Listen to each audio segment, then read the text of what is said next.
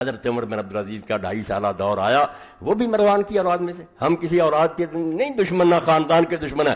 بنو امیہ میں سے اگر وہ اچھا پیدا ہو بسم اللہ، خلیفہ راشد علیہم الرحمہ. جو ظالم ہے وہ ظالم. عباسی حضور کے چچا کی اولاد ہے، ظالم، وہ ان سے بھی آگے نکل گئے.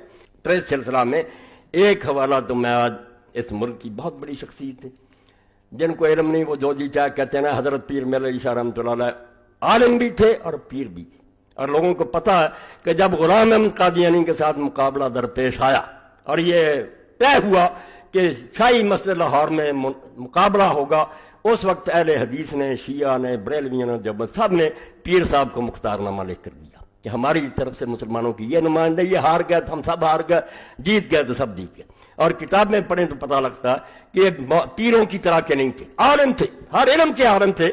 تو ان سے بھی ایک شخص نے یہ سوال کیا کہ رسول کریم علیہ الصلوۃ والسلام کے بعد جو کچھ ہوا اس کے بارے میں آپ ذرا سمجھ لیں. کتنی دانائی کی بات ہے.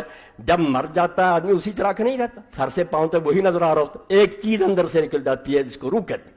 پیر صاحب نے کہا حکومت اسلامیہ جو ہے اس کی بھی ایک صورت ہے، ایک تو ہے بت، ایک اس میں معنی ہے روح.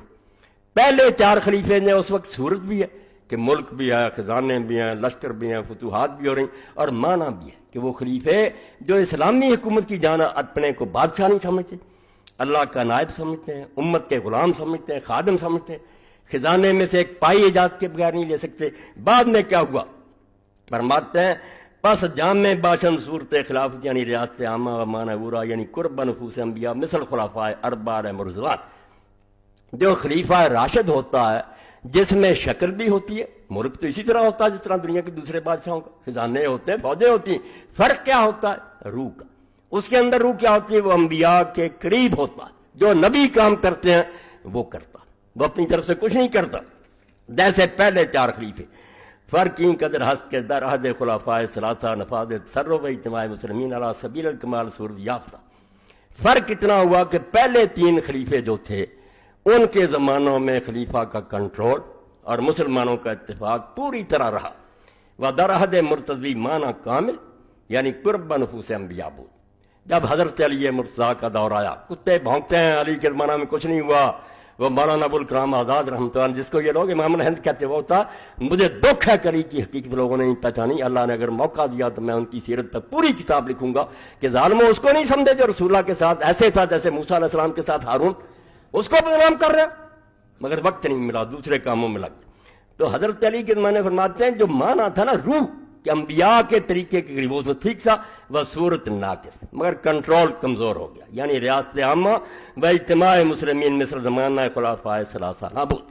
پہلے 3 خلیفوں کی طرح اتفاق نہیں رہا، اور وہ اتفاق نہیں رہنے دیا. معاویہ نے بغاوت کر دی، ادھر حضرت طلحہ، زبیر، حضرت عائشہ نکل کھڑے ہوئے، ادھر خارجی لوگوں کا اپنا قصور تھا. علی کا کوئی قصور نہیں تھا، انتظام نہیں چلنے دیا. بعض صورت باقی و معنی بر وجہ اتم مفقود.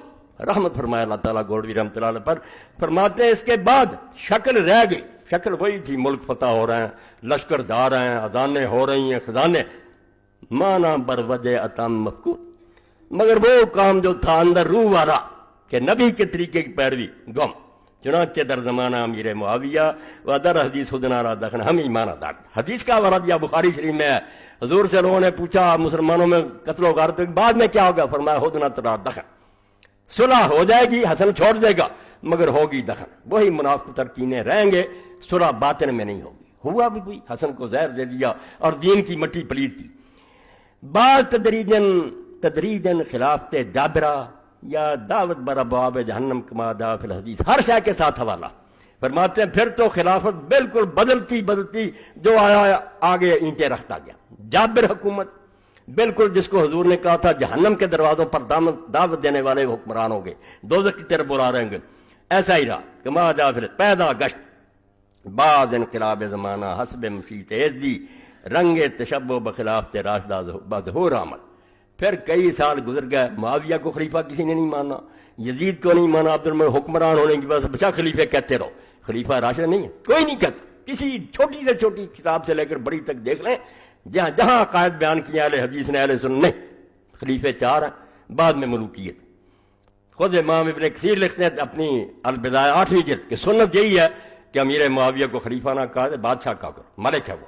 اور وہ بھی کہتے تھے نام اول ملوک الاسلام، بھائی میں خلیفہ نہیں ہوں، پہلا بادشاہ، مگر وہ کہتے ہیں پھر اللہ کی مرضی سے اللہ کو نے یہ پسند کیا کہ مسلمانوں کو تھوڑی سی جھلک پھر دکھا دی جائے خلفائے راشدین کی، چنانچہ خلافت عمر بن عبدالعزیز، حضرت عمر بن عبدالعزیز کا 2.5 سالہ دور آیا، وہ بھی مروان کی اولاد میں سے، ہم کسی اولاد کے نہیں دشمن، نہ خاندان کے دشمن ہیں، بنو امیہ میں سے اگر وہ اچھا پیدا ہو بسم اللہ، خلیفہ راشد علیہم الرحمہ، جو ظالم ہے وہ ظالم، عباسی حضور کے چچا کی اولاد ہے ظالم، وہ ان سے بھی آگے نکل گئے۔